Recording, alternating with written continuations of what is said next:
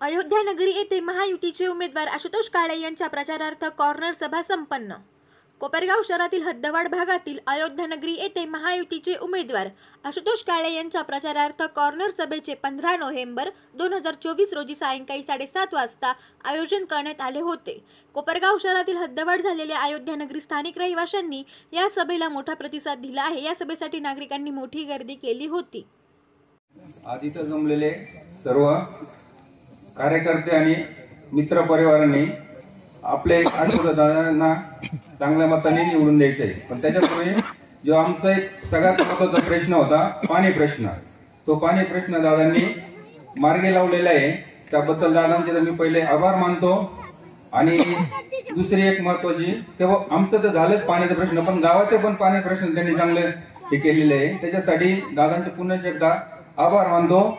आणि इथून पुढे कोपरगावचा चांगला विकास व्हावा यासाठी दादांना भरघोस मताने निवडून द्यावा ही अपेक्षा करतो। यांनी आमच्या अयोध्या नगरी परिसर व इथले आसपासचा जो पाणी प्रश्न मिटवलेला आहे त्याबद्दल आशुतोष दादांचे सर्वप्रथम आभार मानतो। आणि दादांमुळे आम्हाला या उन्हाळ्यामध्ये एक पाण्याचे रोटेशन पण भेटलेलं आहे। कायम तत्पर दादा आपल्या सगळ्यांसाठी अवेलेबल असतात। अशा दादांना आपण जास्तीत जास्त मताधिकाऱ्यांनी निवडून द्यायचं आहे आणि हे आपलं कर्तव्य आहे। एवढंच मी बोलतो। डॉक्टर बाबासाहेब आंबेडकर, छत्रपती शिवाजी महाराज, शाहू महाराज, तसेच लोकशाहीर अण्णाभाऊ साठे आणि सर्व महामानव महिला आणि पुरुषांना माझं त्रिवार वंदन। आणि आज या कॉर्नर सभेचे अध्यक्ष त्यांचं एक अभिनंदन। आणि या तालुक्याचा ज्यांना विकासाचा ध्यास लागलाय असे आपले कोपरगाव तालुक्याचे लाडके आमदार आशुतोष दादा काळे यांचं सुद्धा या अयोध्या नगरीच्या नागरिकांतर्फे मी स्वागत करते आणि त्यांचं अभिनंदन करते की त्यांनी ते आपली कॉर्नर मीटिंग घेतली। एक सांगायची गोष्ट म्हणजे अयोध्या नगरीमध्ये जेव्हा मी प्रथम निवडून आले त्यावेळेस इथल्या लोकांना पाण्याचा खूप प्रश्न होता आणि म्हणजे त्यांना पाणीच मिळत नव्हतं। पुष्पताई आणि आम्ही बऱ्याच वेळेस इथं बचत गटाच्या निमित्ताने यायचो, त्यांना आम्ही ते बोर द्यायचं पण पुष्पताईने खूप प्रयत्न केला पण बोरला देखील पाणी लागत नव्हतं। त्या लोकांना पाणी मिळत नव्हतं। आपल्या खिडकीचा सुद्धा पाण्याचा प्रश्न असल्यामुळं त्या लोकांचे खूप हाल होते। पण माझ्या कारकिर्दीमध्ये मग आम्ही ह्या महिलांनी पण खूप पाठपुरावा केला। आम्ही पाठपुरावा पाईपलाईनचं काम आम्ही त्यावेळेस केलं, तेव्हा अशोक दादा त्यावेळेस आमदार होते आणि त्यांच्या माध्यमातूनच ही सुरुवात केली ती पहिली पाईपलाईन घेण्याची आणि ते आम्ही पाठपुरावा पण केली। त्यावेळेस पगारे साहेब होते, त्यांनी पण आम्हाला खूप मदत केली। ते आता सध्या नाही खायत पण मग त्यापासून सुरुवात केली आणि आशुतोष दादांच्या काळात आपल्याला हे पाणी मिळालंय। कारण दादांनी पण जो निधी आणला 131 कोटी आणि 24 लाख वरती असा निधी तळ्याचं काम करण्यासाठी आणला। त्यांनी ते तळ्याचं काम फार मोठं केलं कारण कोपरगावचा सर्व पाणी प्रश्न मिटवला आणि महिलांचा जो पाणी प्रश्न आहे तो त्यांनी महिलांच्या डोक्यावर झांडा खाली उतरवला आहे। कारण महिलांची खूप धावपळ व्हायची, हे दादांनी जेव्हा अमेरिकेचे तेव्हा सुद्धा पाहिलं होतं आणि त्यांची पण इच्छा होती की मी या कोपरगावचं पाण्याचा प्रश्न मिटवेल आणि त्यांनी दिलेल्या शब्दाप्रमाणे आपलं पाणी पुरवठा आपल्या कोपरगावला पाणी दिलंय। आणि तो निधी आणल्यानंतर त्यांना त्याच्यातच काही होणार नव्हतं कारण नगरपालिकेला 131 कोटीमधून नगरपालिकेला 15% द्यायचे होते, म्हणजे जवळजवळ 20 कोटी नगरपालिकेला द्यावं लागणार होते। मग तो त्याशिवाय तळ्याचं काम होणार होतं। तेव्हा दादांनी पुन्हा आपले मुख्यमंत्री अजितदादा यांची भेट घेऊन तिथून तो निधी आणला आणि जलपूजन केलं। आणि त्यानंतर आता जे आपल्याला पाणी जे मिळतंय 3 दिवस ते त्यामधूनच मिळतंय आणि आपल्या कोपरगावचा पाणी प्रश्न दादांनी मिटवला। आणि सर्व महिलांचा तसंच जे मिळवणे आहे म्हणजे दाजी त्यांची सुद्धा धावपळ दादांनी वाचवलेली आहे कारण त्यांना सुद्धा पाण्यासाठी खूप धावपळ करावी लागायची, त्यामुळे त्यांना पण आता विश्वास मिळतोय। तसंच दादांनी जेव्हा दादा निवडून आले आशुतोष दादा तेव्हा त्यांचा 2-2.5 वर्षाचा कालावधी हा कोरोनामध्ये गेला। कोरोनामध्ये गेल्यानंतर त्यांनी त्या वेळेस केलेली मदत आणि जे आजारी होते कोरोनामध्ये त्या पेशंटची ठेवलेली व्यवस्था त्यांनी कॉलेजलाच दवाखाना केलेला होता त्यावेळेस कारण अपुरी जागा पडत असल्यामुळे दवाखान्यात त्यांनी ऑक्सिजन सगळं व्यवस्था लोकांना जास्तीत जास्त कशी मदत देता येईल ती दिली। माननीय नामदार आशुतोष दादा यांच्या सभेचे कॉर्नर सभेचे नियोजन केले आहे. तर या सभेचे अध्यक्ष श्री पाटील सर, शिंदे सर, आमचे जिल्ह्याचे अध्यक्ष श्री कृष्णाजी आडाव, मांढरे साहेब, श्री वडांगळे सर, आमचे शहर प्रमुख सुनीलजी गंगोले, वडांगळे सर, शैलेशजी साबळे, विजयजी त्रिभुवन खरे साहेब आणि चांदबाई शेख, जावेदबाई शेख, आमचे खडकी प्रभागातील सर्व कार्यकर्ते, अशोकराव जावटे, या ठिकाणी बसलेले सगळे महिला वर्ग व इथले असलेले स्थानिक पुरुष यांचं सगळ्यांचं या सभेला उपस्थित राहिल्याबद्दल त्यांचा आभार मानतो. आता खरेताई बरेच या विषयावर बोलल्या, त्याच्यानंतर अगोदर सरावर पण बोलले. सगळ्यात महत्त्वाचा विषय असा आहे की इथं पाण्याचा हा प्रश्न एकदम गौण होता. अयोध्या नगरी म्हटल्यानंतर आता हा कोपरगाव ग्रामीण हा पूर्वीचा एरिया होता, आता वाढीव हद्दीमध्ये आला. वाढीव हद्दीमध्ये आता नगरपालिकेमध्ये गेल्यामुळे याला बऱ्याचशा सुविधा आता लागू झाल्या आणि या सुविधेच्या माध्यमातून माननीय आमदार आशुतोष जाधवांनी जो काही 131 कोटीच्या निधीतून सगळ्यात महत्त्वाचा अयोध्या नगरीचा पाणी प्रश्न सोडला. पाणी प्रश्न हा बऱ्याच आता इथं गायकवाड फॅमिली आहे, या गायकवाडमध्ये विडो गायकवाड, दिनेश गायकवाड हा माझ्याकडं ड्रम घेऊन पाण्याला यायचा. याला तिथं इतकी पाण्याचा प्रॉब्लेम होता. तर आज त्यांना पाण्याचा प्रश्न सुटल्यामुळे ही जनता इतकी म्हणजे पाण्याच्या संदर्भातून इतकी खुश झालेली आहे. तसेच आता या अयोध्या नगरीमध्ये रोड रस्ते, आता तो साईप्रभा नगरचा रोड देखील मंजूर झालेला आहे, त्याचं देखील काम चालू होणार आहे. तसं हा टाकळी रोड हा सुद्धा आता दादांनी मागं केलं, आता पण त्याचं काम परत होणार आहे. या भागातून काही आमचे सगळे वस्ती प्रभाग असेल, आमचे काळे पार्टीचे, आता मी काळे पार्टीमध्ये जवळजवळ माझे 40 वर्ष चालले. आता या प्रभागात कोपरगाव ग्रामीणमध्ये आम्ही सगळा इकडला मतदारसंघ हा काळे परिवाराला मानणारा वर्ग आहे आणि काळे कुटुंबाशी इथं म्हणजे जवळजवळ मानणारा मांढरे परिवार असेल, वडांगळे परिवार असेल, हे सगळे माननीय काळे परिवारांचे जवळचे. आता इथं साईप्रभा नगरमध्ये बरेचसे आता नवीन मतदार आले, ते पण आता या माध्यमातून त्यांच्या पाण्याच्या सुविधा आणि रोडच्या सुविधा झाल्यामुळे ते सुद्धा आता दादांना मानणारा वर्ग आहेच. पण आता येणाऱ्या 20 तारखेच्या इलेक्शनला दादाचं घड्याळ चिन्हावर आपण न सांगता न विचार करता आपण घड्याळाचं बटन दाबून त्यांना विजय करण्याचं आपण ठामपणे निर्णय घेऊन त्या घड्याळाचं बटन दाबावे, एवढं बोलून माझे 2 शब्द संपवतो. जय हिंद, जय महाराष्ट्र. धन्यवाद सर. दादांनी केवळ कोपरगाव शहरातील पाण्याचंच काम केलं असं नव्हे, तर कोपरगाव मतदारसंघामध्ये मग ग्रामीण भागामध्ये केंद्र सरकारची जलजीवन मिशन योजना जी आहे ती अत्यंत प्रभावीपणे कोपरगाव तालुक्यामध्ये ग्रामीण भागात राबवली आणि शहरातच नव्हे तर ग्रामीण भागातील प्रत्येक खेडेगावामध्ये प्रत्येक घरामध्ये शुद्ध असं पाणी जाण्यासाठी ती योजना राबवून घेतली. निश्चितपणाने दादांची ही दूरदृष्टी ही वागण्याजोगी आहे. ग्रामीण भागातील रस्त्यांचे कामं असतील, रस्त्यांच्या कामासोबत शेतामध्ये जाण्यासाठी पाणंद रस्ते केले. म्हणजे पूर्वी फक्त मुख्य रस्ते असायचे, फक्त अंतर्गत रस्ते नसायचे आणि अंतर्गत जो रस्ते केल्यानंतर अंतर्गत रस्त्यामधून शेतकऱ्याच्या बांधावर जाण्यासाठी पाणंद रस्ते केले. आणि आता आपल्या राज्याचे उपमुख्यमंत्री अजितदादा पवार साहेब असेल, फडणवीस साहेब असेल आणि मुख्यमंत्री एकनाथ शिंदे साहेब असेल, त्यांनी घोषणा केली आहे की आमचं सरकार आल्यानंतर जे पाणंद रस्ते खडीकरणाचे झाले आम्ही ते रस्ते पूर्णपणे डांबरीकरण करणार आहे.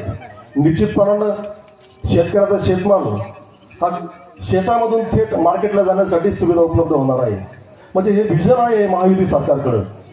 ते व्हिजन का तर तिथं बसलेले जे लोक आहेत का प्रत्येकाची काळजी घेणारं हे सरकार आहे.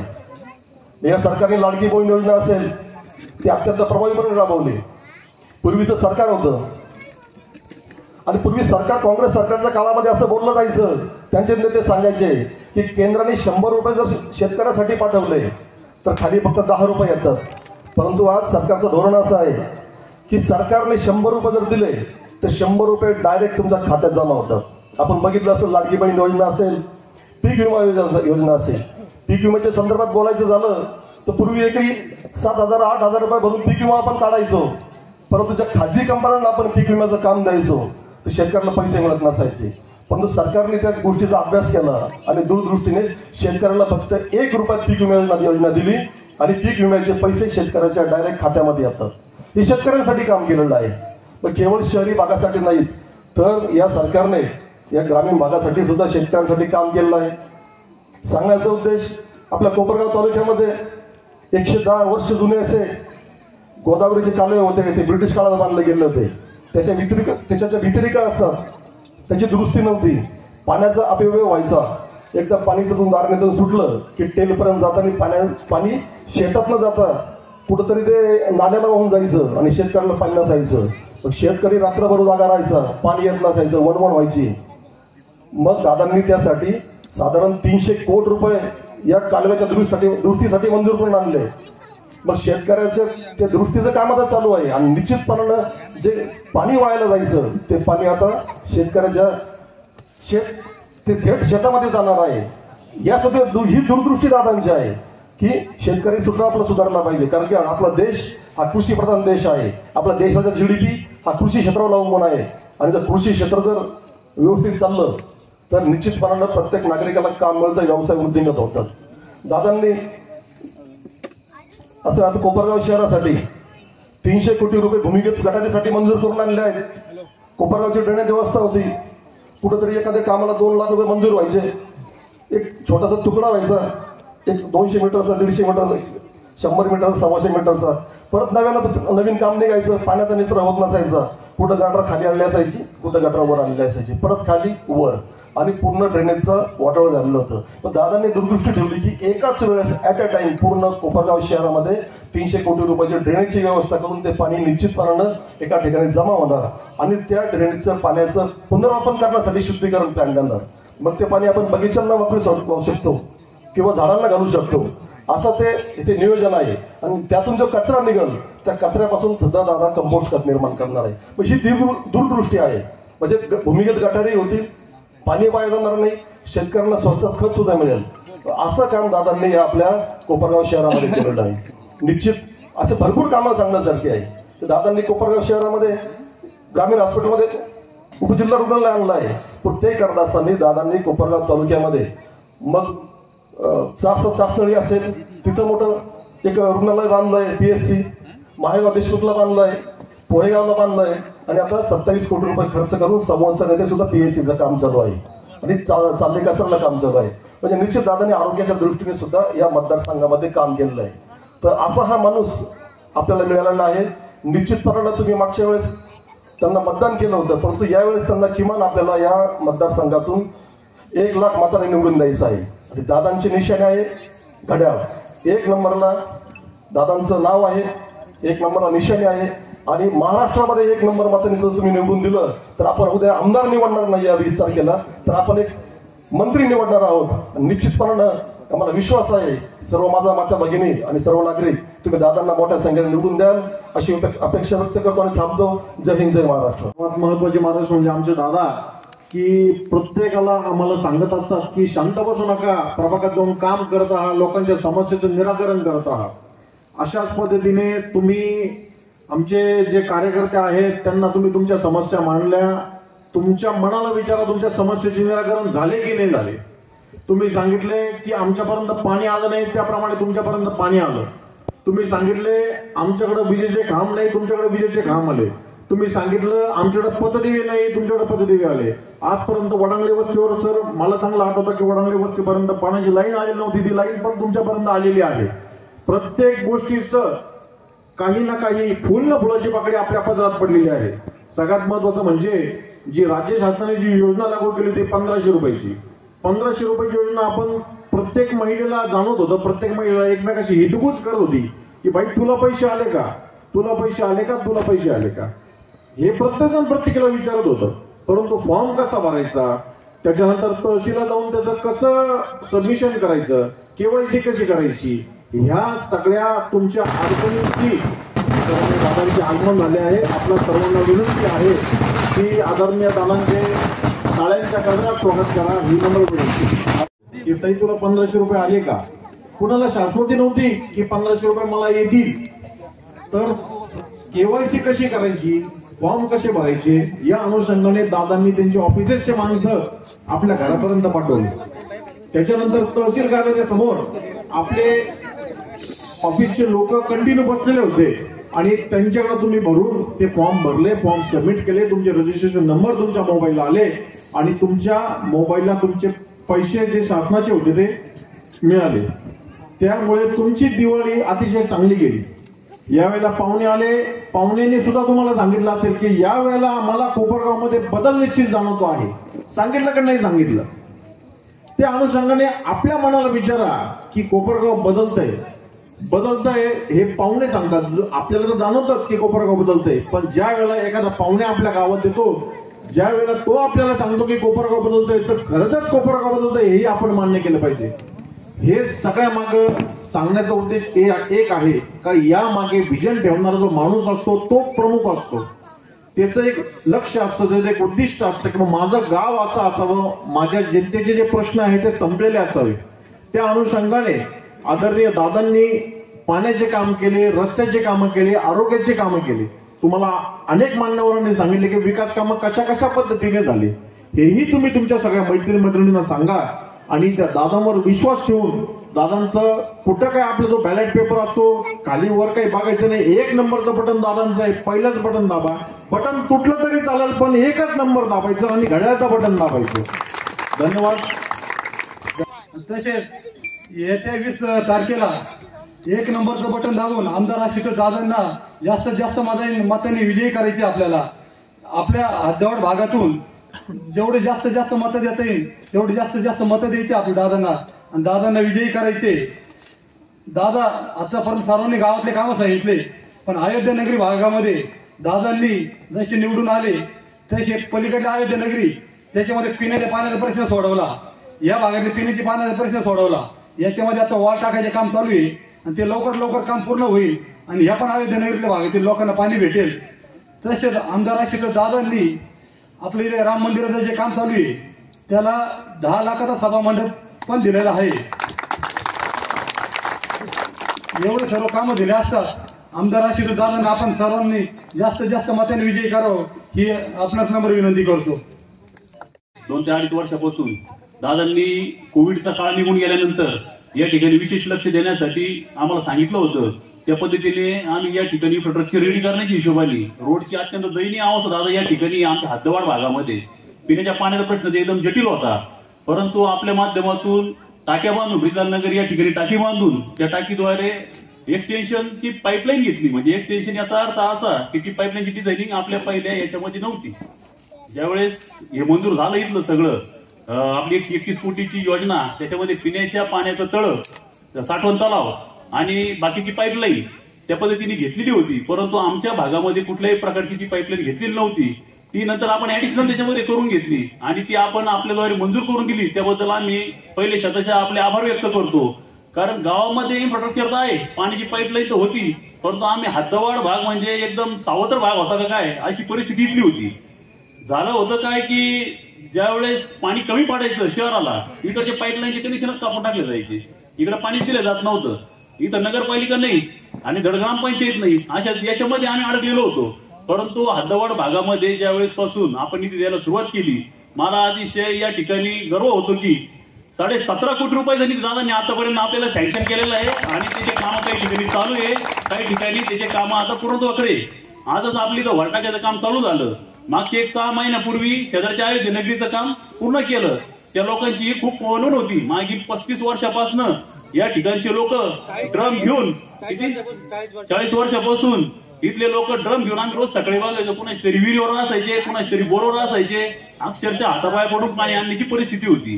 परंतु आज या ठिकाणी त्या ठिकाणी कंडिशन बदललेली आहे.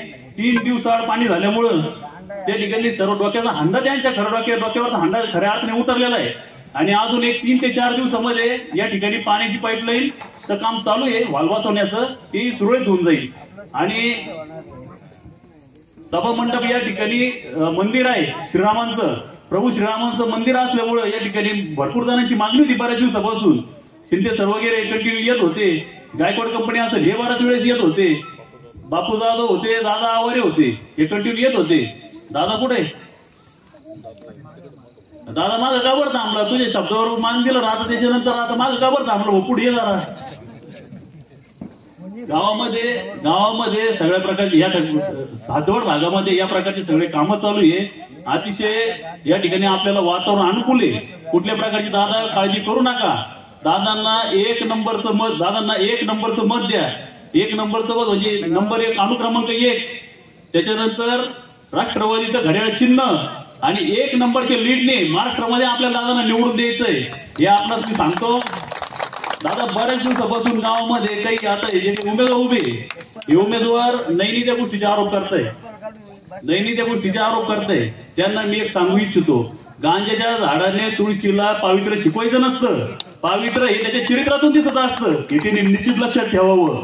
आणि आज परिस्थिती एवढी म्हणजे गंभीर असताना सुद्धा प्रतिकूल परिस्थितीत तुम्ही एवढा निधी खेचून आणला. 131 कोटीचा तळा असेल किंवा 3 ते 3.5 कोटी रुपयाचे काम असतील, हे तुम्ही अक्षरशः खेचून आणले.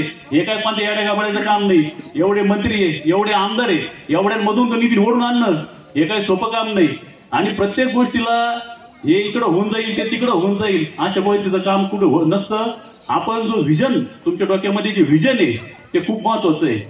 हे गटरीचे कामं, रस्त्याचे कामं, पाण्याचे कामं हे होत राहतील, परंतु माता भगिनींच्या हाताला काम मिळावं या ठिकाणी दादांनी MIDC मंजूर करून आणली.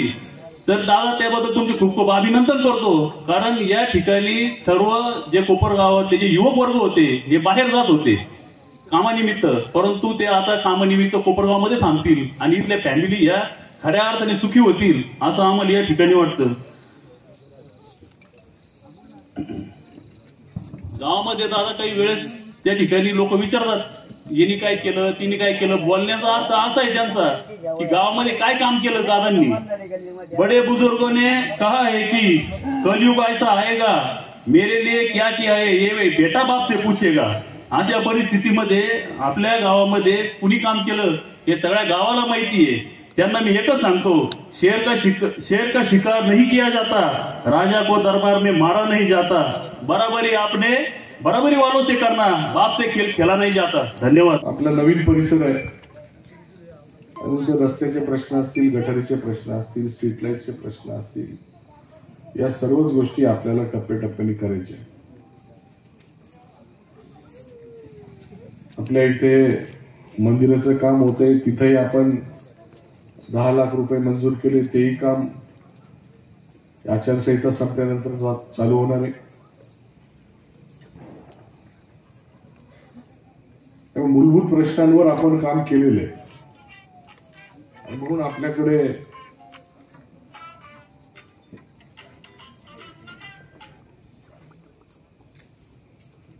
म्हणून आपल्याकडे या निमित्ताने